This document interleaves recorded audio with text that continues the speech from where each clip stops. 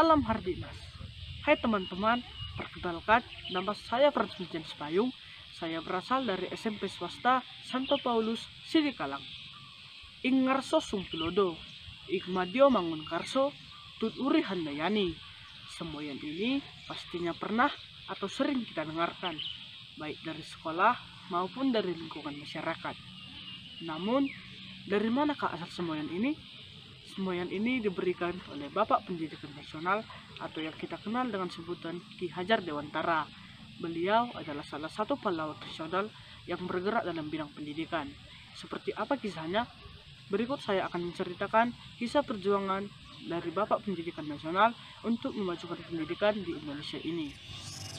Raden Maksawardi Sornoningrat atau yang lebih kita kenal sebagai Ki Hajar Dewantara lahir di Keraton Yogyakarta, tepatnya pada tanggal 2 Mei 1889. Sebagai golongan ningrat, Sawardi berhak mendapatkan pendidikan yang layak dari pemerintahan Belanda. Sawardi menamatkan pendidikan sekolah dasar di UNS, kemudian melanjutkannya ke Universitas Sofia atau Universitas Kedokteran Bumi Putra.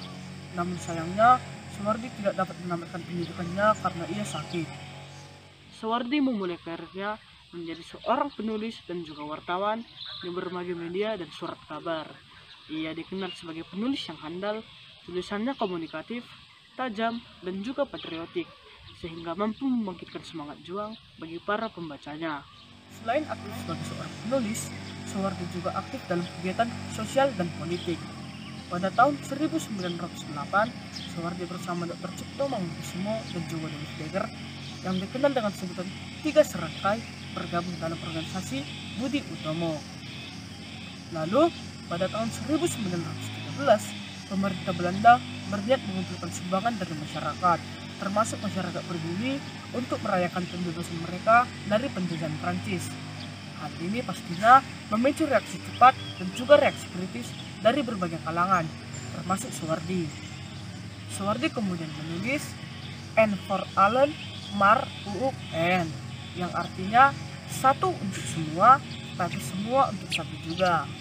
Namun tulisannya yang menjadi populer pada saat itu adalah Als ik een Nederlander was, yang artinya seandainya aku seorang Belanda.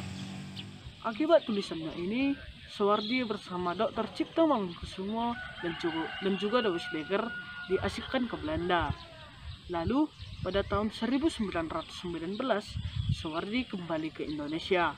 Pengalaman mengajar yang ia dapatkan dari pengasingan ia gunakan untuk mengajar di berbagai sekolah.